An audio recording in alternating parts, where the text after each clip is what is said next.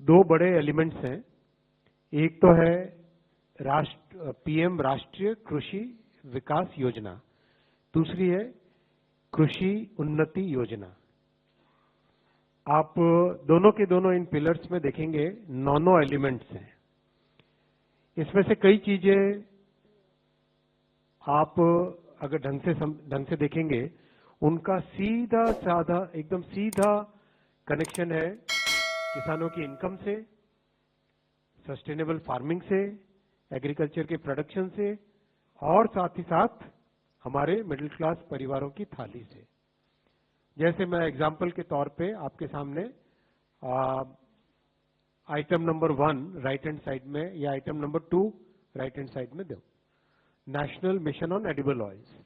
Edible oils होते ही सीधा हमारे परिवार पे, हमारे महीने के खर्चे पे फर्क पड़ता है। अगर हम देखें पर इधर लेफ्ट हैंड साइड में देखें पर ड्रॉप मोर क्रॉप, तो सीधा उससे किसानों की इनकम पे पॉजिटिव इंपैक्ट होता है। तो इसको आप केयरफुली देखें, ये बहुत बड़ा विस्तृत। अगर हम देखें पर इधर लेफ्ट हैंड साइड में देखें पर ड्रॉप मोर क्रॉप, तो सीधा उससे किसानों की इनकम पे पॉजिटिव इंपैक्ट होता है। तो इसको आप केयरफुली देखें, ये बहुत बड़ा विस्तृत कार्यक्रम है और इसके बहुत सारे सब कंपोनेंट्स हैं। सब कंपोनेंट्स के ऊपर कुछ जो डिटेल्ड प्रोग्राम्स है वो आपके सामने ऑलरेडी पिछली कैबिनेट मीटिंग्स में आ चुके हैं, और बाकी बहुत सारे डिटेल्ड प्रोग्राम्स में या तो इंडिविजुअल प्रोग्राम्स बनेंगे जो कि कैबिनेट में आएंगे, या फिर मंत्रालय के लेवल पे ही उनका अप्रूवल होगा। मान लीजिए पर ड्रॉप मोर क्रॉप, इसका राजस्थान में इंप्लीमेंटेशन अलग तरीके से होगा, ओडिशा में अलग तरीके से होगा, दोनों की जलवायु डिफरेंट है। महाराष्ट्र में इसका इंप्लीमेंटेशन अलग से होगा, अलग तरीके से होगा। महाराष्ट्र के भी 2 हिस्सों में अलग अलग तरीके से होगा, कोस्टल एरिया में अलग तरीके से होगा और तो अलग तरीके से होगा, क्योंकि दोनों की जलवायु, दोनों की मिट्टी, वो सब अलग है। तो ये सोच के बहुत फ्लेक्सिबल तरीके से इसको इंप्लीमेंट करना है, वैसा इस पूरे आज के कैबिनेट अप्रूवल में आई है बात।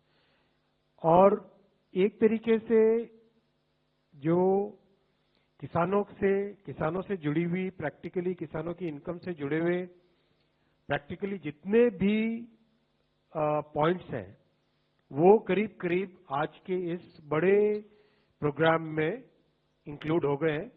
और ये प्रोग्राम 1,01,321 करोड़ रुपए का, 1,01,321 crore. It's a very big programme. It has multiple components. Many of the components have already been approved by the cabinet as separate schemes, and some of the components will be done by the ministry, and some more will come into the cabinet for complete approval. But overall, this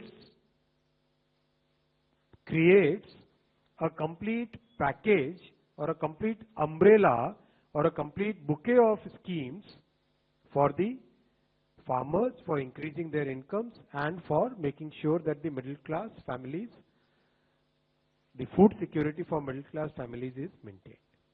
ये सारा एक बहुत बड़ा, इसमें आप individual देखें तो soil health के बारे में, सॉइल की फर्टिलिटी, जो रेनफेड एरियाज है उसके डेवलपमेंट के लिए, और जो हमारी ट्रेडिशनल किसानी का तरीका है उसमें इंप्रूवमेंट लाना, मैकेनाइजेशन के लिए, पर ड्रॉप मोर क्रॉप यानी एफिशिएंट यूज ऑफ वाटर के लिए, एग्रो फॉरेस्ट्री, क्रॉप्स में डाइवर्सिफिकेशन, हर तरीके से नई नई अगर इंडिविजुअल प्रोजेक्ट कोई राज्य लेके आना चाहे तो उसके लिए डीपीआर वो बना के लेके आए।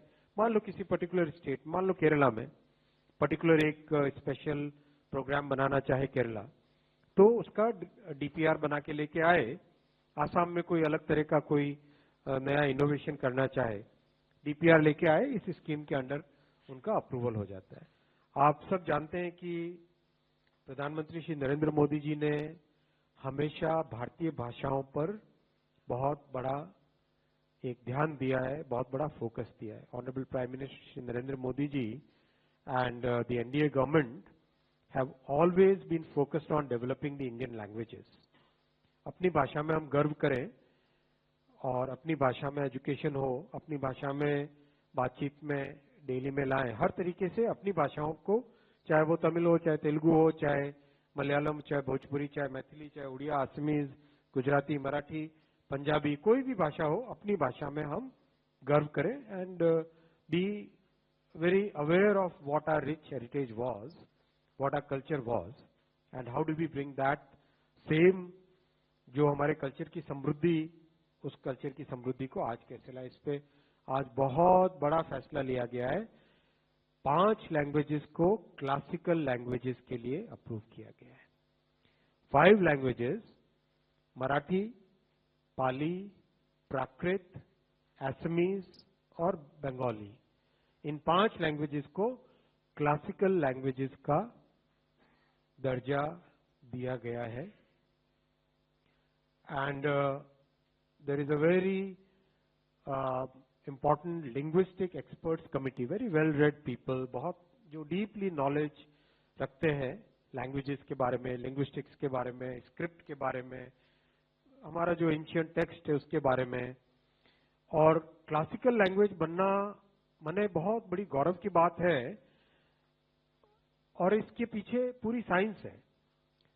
1500 से 2000 साल तक का उस लैंग्वेज में लिटरेचर है, उस लैंग्वेज की एक कंटिन्यूटी है, लैंग्वेज के बहुत सारे पुराने टाइम के इंस्क्रिप्शंस हो, कई जगह स्टोन्स पे है, कई जगह पेपर पर है, कई जगह ताड़पत्र पे है, कई जगह पे ओरल ट्रेडिशन से है।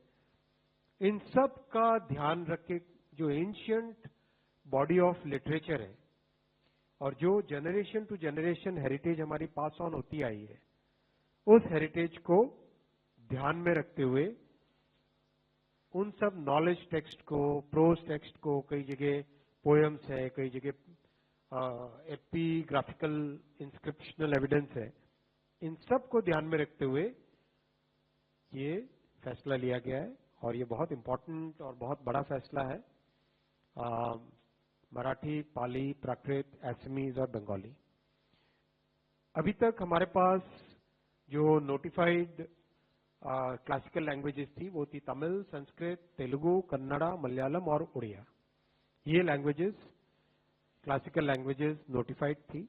ये नए प्रपोजल्स आए, नए प्रपोजल्स को इस फ्रेमवर्क में एग्जामिन किया गया और आगे भी जो प्रपोजल्स आएंगे इसी फ्रेमवर्क में एग्जामिन होंगे और जो proper scientific evidence, research, historical सब डेटा सब कलेक्ट करके फिर इसको ये दिया जाता है।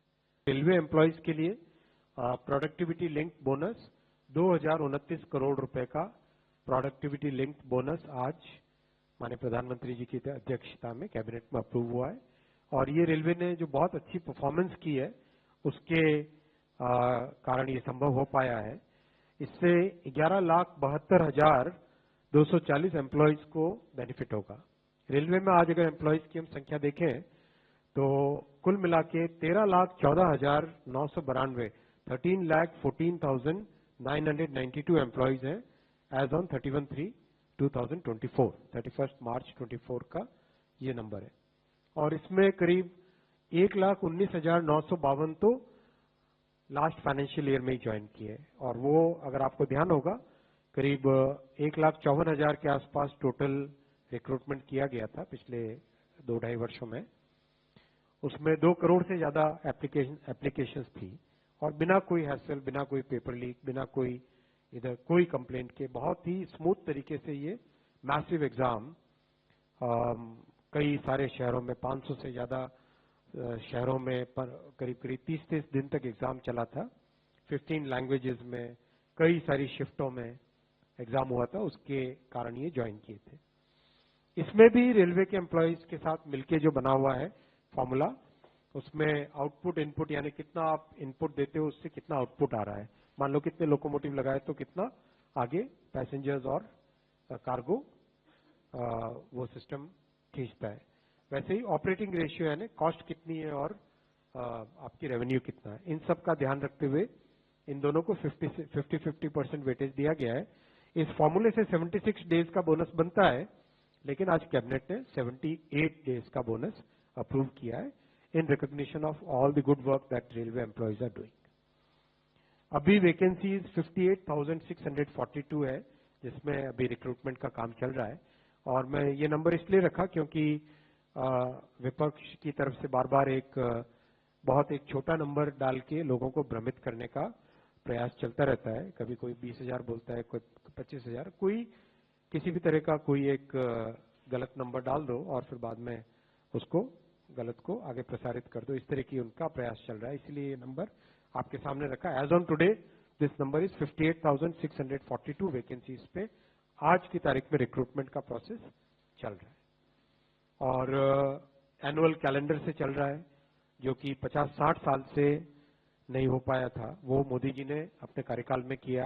रेलवे के लिए एनुअल कैलेंडर बनाया, जिसमें जनवरी से मार्च के क्वार्टर में एक प्रकार का एक कैटेगरी का रिक्रूटमेंट, अप्रैल से जून के क्वार्टर में दूसरा, जुलाई से अक्टूबर में, जुलाई से सितंबर के क्वार्टर में तीसरा और अक्टूबर से दिसंबर के क्वार्टर में चौथे कैटेगरी का रिक्रूटमेंट प्रोसेस चालू है।